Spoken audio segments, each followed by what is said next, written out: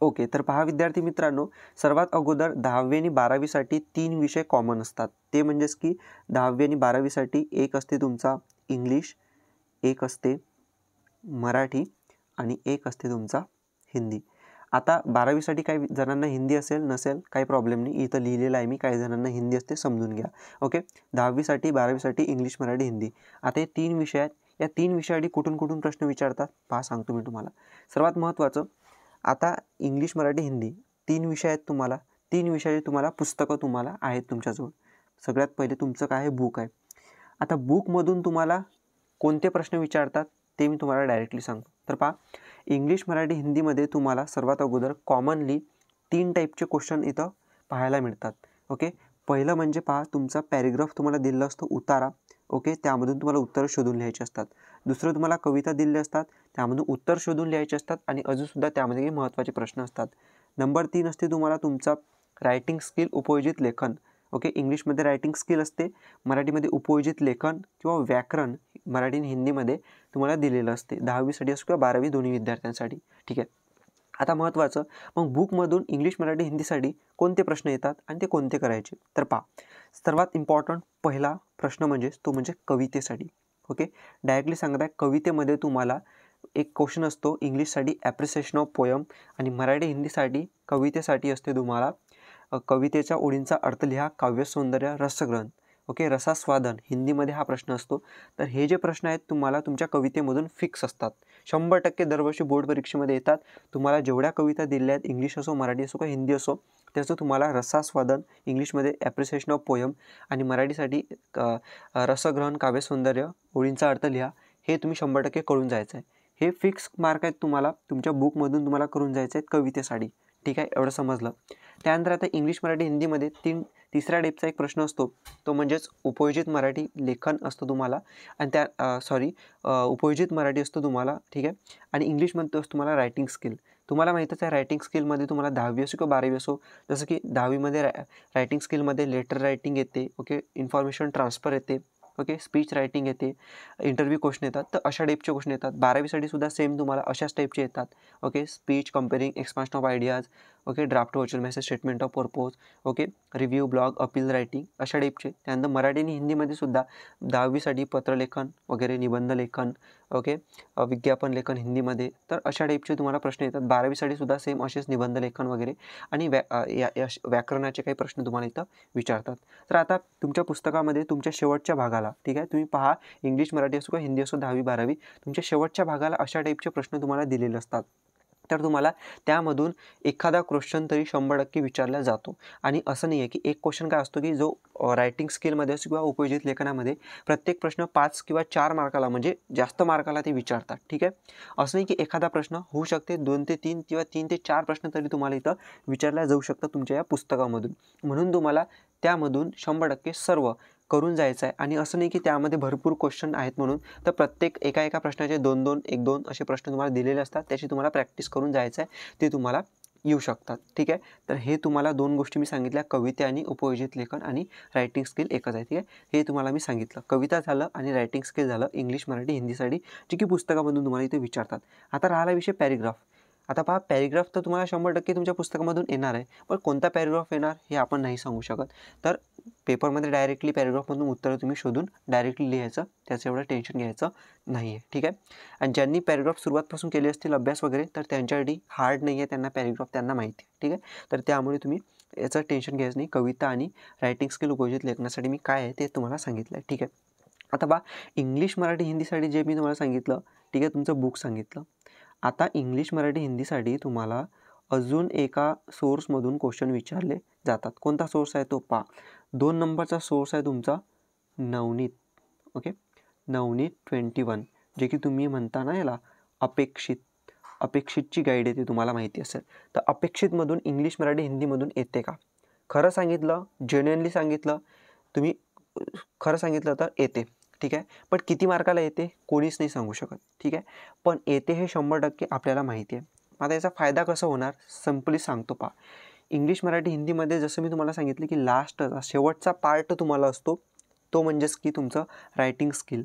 तर नवनीतमध्ये तुम्हाला इंग्लिश असो मराठी असो किंवा हिंदी असो 10वी 12वी दोन्हींसाठी, तर शेवटचे जे पार्ट आहेत रायटिंग स्किल, याला कमी नका समजू रायटिंग स्किलला, कारण की 12वीमध्ये रायटिंग स्किल 16 मार्क्ससाठी येतो. ओके, त्यानंतर 10वी आणि 10वीसाठी सुद्धा जवळपास इंग्लिश, मराठी आणि हिंदी आणि इंग्लिशमध्ये तुम्हाला जवळपास 20-20, 25-25 मार्काला येते. ठीक आहे, तर तुम्ही यामधून नवनीतमधून व्यवस्थित करू शकता. नवनीतमधून तुम्हाला काय करायचं आहे की जे तुम्हाला 21 असेल, 21 तुम्हाला एक दाखवतो मी इथं, हे पहा अशी असते 21, मी पाहिली असेल. या 21मध्ये तुम्हाला ना व्यवस्थित सगळं दिलं असते. जे तुमचं रायटिंग स्किल असेल, उपयोजित लेखन असेल, त्यामध्ये तुम्हाला दिलं असतं. जसं की पहा यामध्ये समजा तुम्हाला 12वीचं एक टॉपिक सांगत आहे, जसं की वाक्य रूपांतर आहे. तर यामध्ये तुम्हाला पहा हा प्रश्न दिला आहे. या प्रश्नाचं तुम्हाला उत्तरसुद्धा यामध्ये दिलेलं आहे आणि हे PYQs आहेत. ओके, PYQ म्हणजे पास्ट इयर क्वेश्चन पेपर तुम्हाला दिलेले आहे. ठीक आहे, मग आता यामध्ये PYQs आहेत, पास्ट इयर क्वेश्चन पेपर तुमच्या रायटिंग स्किलमधले, उपयोजित लेखनामधले, मराठीमधले. तर हे तुम्ही जर करून घेतले तर हे तुम्हाला रिपीटसुद्धा होत असतात, हे सुद्धा आहे तुम्हाला. ओके, आणि त्यानंतर यामध्ये काही नवीन प्रश्न असतात, स्वतः नवनीत तुम्हाला देत असते, तर ते सुद्धा कधी कधी येतात बोर्ड परीक्षेमध्ये. तर हा सर्वात इम्पॉर्टंट सोर्स आहे तुमचा, मी सांगतो तुम्हाला माझ्या एक्सपिरियन्सवरून. तुमच्या इंग्लिश, मराठी, हिंदीसाठी तुम्हाला जर रायटिंग स्किल, उपयोजित लेखन करायचं असेल तर यामधून तुम्ही 100% करून जा. आणि जर यामधून जर तुम्ही प्रॅक्टिस जरी करून गेले ना, तर तुम्हाला कोणताही प्रश्न येऊ, तुम्ही इझिली नवीन जरी प्रश्न आला याच्या व्यतिरिक्त तरीसुद्धा तुम्ही ते सोडू शकता. ठीक आहे, एवढं मी सांगू शकतो. ठीक आहे, म्हणून नवनीत तुमच्यासाठी मोस्ट इम्पॉर्टंट ठरेल इंग्लिश, मराठी, हिंदीसाठी जर चांगला स्कोर करायचा असेल तर. ठीक आहे, त्यानंतर आहे तुम्हाला आता most important English, Marathi, Hindi झालं. आता तुमचे बाकीचे सब्जेक्ट्स आहेत त्याबद्दल सांगतो. ठीक आहे, आता महत्त्वाचं पहा, तुम्हाला 10वी आणि 12वीसाठी वेगवेगळे सब्जेक्ट्स आहेत. जसं की आता पहा 10वीसाठी सांगतो. 10वीसाठी तुम्हाला आहे सायन्स आहे, ओके, मॅथ आहे, त्यानंतर इतिहास असेल, त्यानंतर भूगोल असेल, ओके, इतिहास, भूगोल, नागरिकशास्त्र याच्यामध्येच येते. त्यानंतर इतिहास, भूगोल, नागरिकशास्त्र वगैरे हे विषय झाले. टोटल 9 विषय असतात तुमचे, आहे ना. त्यानंतर तुम्हाला 12वीसाठी सांगतो.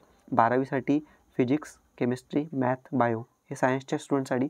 त्यानंतर 12वी आर्ट्ससाठी तुम्हाला असते इतिहास असते, भूगोल असते, समाजशास्त्र असते आणि अजून काही इम्पॉर्टंट तुम्हाला विषय असतात. तर हे जे सर्व विषय आहेत ना 10वी आणि 12वीचे, याबद्दल सांगतो मी तुम्हाला. तर यासाठी तुम्हाला प्रश्न कुठून येतात, सर्वात इम्पॉर्टंट, सगळ्यात इम्पॉर्टंट सोर्स आहे तुमचं, पहिलं म्हणजे तुमचं पहिलं आहे तुमचं म्हणजे, ओके, तर सगळ्यात इम्पॉर्टंट सोर्स आहे तुमचं पहिलं ते म्हणजेच की बुक. ठीक आहे, पहिलं इम्पॉर्टंट सोर्स आहे तुमचं बुक. तुमच्या बुकमधून तुम्हाला 100% जेही प्रश्न येतील तुमच्या बुकमधून येतील. ठीक आहे, कारण की आपण फॉर एक्झाम्पल पहिले 10वी सांगतो, जसं सायन्स आहे किंवा मॅथ आहे. जर सायन्स जर म्हटलं तर सायन्समध्ये तुम्हाला तुमचं जे बुक आहे ना, तुमचं बुकमधलं, ठीक आहे, हे बुक आहे समजा, एक चॅप्टर तुम्हाला दिलेला आहे समजा कोणता, तर त्या चॅप्टरमागे जो एक्झरसाईज असतो, त्यामध्ये जे तुम्हाला क्वेश्चन दिलेले असतात, fill in the blanks, answer in 1 sentence, answer in okay 2 sentence वगैरे जे सुद्धा दिले असतील, तर ते तुम्हाला 100% करून जायचं आहे. कारण की त्याच्या व्यतिरिक्त तुम्हाला त्यामधून प्रश्न बघायला मिळणारच नाही, तेच तुम्हाला येणार आहे 100%. ठीक आहे, त्याच्या बाहेरचं तुम्हाला येणार नाही आहे एक्झरसाईज. ठीक आहे, कारण की 10वीचे लेवल असे असते, तुमच्या पुस्तकाच्या बाहेरचं तर येतच नाही, आणि तुमचे एक्झरसाईज असतात ना ते मोस्ट इम्पॉर्टंट असतात. आणि राहायला समजा एखादा 2 प्रश्न, ते कुठून येऊ शकतात, तर तुमचं जे चॅप्टर असतात ना, तुमच्या चॅप्टरमधला एखादा असा इम्पॉर्टंट कन्सेप्ट्स असतात, तर त्या इम्पॉर्टंट कन्सेप्ट्सवरती तुम्हाला ते विचारले जाऊ शकतात. म्हणून 10वी सायन्स असो किंवा मॅथ असो, ठीक आहे, 10वी सायन्स असो किंवा मॅथ असो, तुमच्या पुस्तकामधले जे तुम्हाला दिलेले आहेत ते तुम्हाला करून जायचं आहे तुमच्या चॅप्टरमधून, तुमच्या एक्झरसाईजमधून. एक्झरसाईजची तर 100% प्रॅक्टिस करा तुम्ही 10वीसाठी, त्याच्या व्यतिरिक्त तुम्हाला काहीच येणार नाही, हे 100% मी सांगतो माझ्या एक्सपिरियन्सवरून. ठीक आहे, त्यानंतर तुम्हाला इतिहास असेल, भूगोल असेल, हे जे विषय आहेत ना, याच्यासाठी सुद्धा सांगतो मी तुम्हाला, तुमच्या जे तुम्हाला एक्झरसाईज दिलेला आहे, स्वाध्याय दिलेला आहे, त्याच्या व्यतिरिक्त तुम्हाला कुठूनच येणार नाही.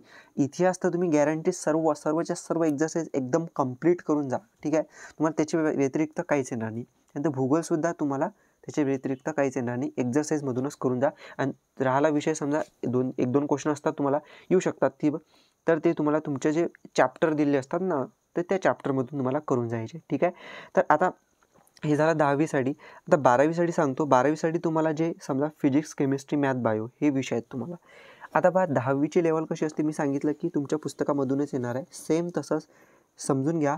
PCMB physics, chemistry, math, bio असेल किंवा इतिहास, भूगोल, आर्ट ज्यांचं असेल तर तुमच्या पुस्तकाच्या बाहेरचं तुम्हाला नाही येणार. पहिली गोष्ट, सगळ्यात पहिली गोष्ट मेन. कारण की बरेच जण म्हणतात की पुस्तकाच्या बाहेरचं येते. नाही, असं काहीच नाही.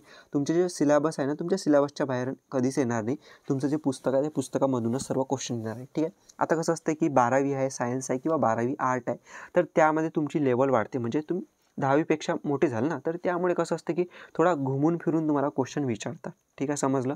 म्हणजेच काय की तुमचं PCMB आहे समजा, तर तुम्हाला PCMBच्या एक्झरसाइज जो दिला असतो ना, ते तुम्हाला 100% करून जायचं आहे. ओके, PCMB असो किंवा इतिहास, भूगोल, समाजशास्त्र वगैरे असो, ते तुम्हाला एक्झरसाइज करून जायचं आहे, जसं 10वीसाठी सांगितलं तसं. आणि त्याचबरोबर सगळ्यात इम्पॉर्टंट सांगतो तुम्हाला PCMBसाठी किंवा इतिहास अगोदर PCMBसाठी सांगतो. तर PCMBसाठी तुम्हाला तुमचं जे पुस्तक दिलं आहे, त्या पुस्तकामधले जे चॅप्टर्स तुम्हाला दिले आहेत, त्या चॅप्टरचे जे सर्वात इम्पॉर्टंटवाले टॉपिक्स आहेत तुम्हाला दिले, कन्सेप्ट्स दिले आहेत, ते सर्व तुम्ही करून जा.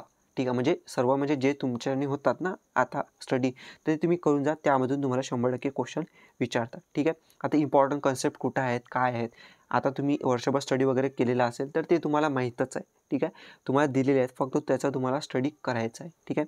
त्यानंतर सेम तुम्हाला इतिहास किंवा भूगोल असेल किंवा समाजशास्त्र असेल 12वी आर्टसाठी, तर सेम तुम्हाला इतिहास, भूगोल तुमच्या पुस्तकामधूनच येणार. आणि सर्वात इम्पॉर्टंट राहणार तुमचा तो एक्झरसाइज, तुमचा स्वाध्यायामधून तुम्ही करून जा. त्याचबरोबर पुस्तकामधले जे चॅप्टर्स दिले आहेत, काही इम्पॉर्टंट पॉईंट्स असतात, ते तुम्ही करून जा. ठीक आहे. तर हे तुम्हाला नक्की इथं असणार आहे. तर मी तुम्हाला सांगितलं की तुमचा सोर्स कसा असणार आहे, बुकमधून. ठीक आहे. हे सगळे विषयाचा. आता इम्पॉर्टंट काय राहणार, जर तुमचं सर्व काही झालेलं असेल प्रिपरेशन या विषयाची, ठीक आहे, तर तुम्ही एक काम करू शकता. ठीक आहे. तुम्हाला जे नवनीत दिलं आहे असं मी सांगितलं आता, तर अपेक्षित 21, ठीक आहे, 21 अपेक्षित जे आहे त्यामधून तुम्ही प्रॅक्टिस करू शकता. ठीक आहे. सायन्सची, मॅथची, इतिहास, भूगोल, ओके, PCMB किंवा इतिहास, भूगोल, समाजशास्त्र यामधून तुम्ही काय करू शकता, प्रॅक्टिस करण्यासाठी बेस्ट असू शकते तुम्हाला नवनीत 21. ठीक आहे. बट डायरेक्टली जर सोर्स म्हटलं डायरेक्टली 100%, ठीक आहे, 99% सुद्धा नाही, 100% सोर्समधला तुमच्या क्वेश्चनचा, तर या विषयासाठी सर्व जे इथं लिहिलेलं आहे ते आहे तुमचं जेन्युइनली तुमचं बुक. ठीक आहे. एक्झरसाइज आणि तुमचं चॅप्टर त्यामध्ये 100% येते. ठीक आहे. तर असं मी तुम्हाला पूर्ण माहिती सांगितली आहे. तुम्हाला कुठून क्वेश्चन येतात, तुम्हाला आय होप सर्व समजलेलं असेल. ओके. तुम्ही हा व्हिडिओ शेअर करा, तुमच्या मित्रांना सुद्धा सांगा की कशा पद्धतीनं क्वेश्चन इथं विचारले जातात. ठीक आहे. Thank you for watching the video. Stay connected. Thank you.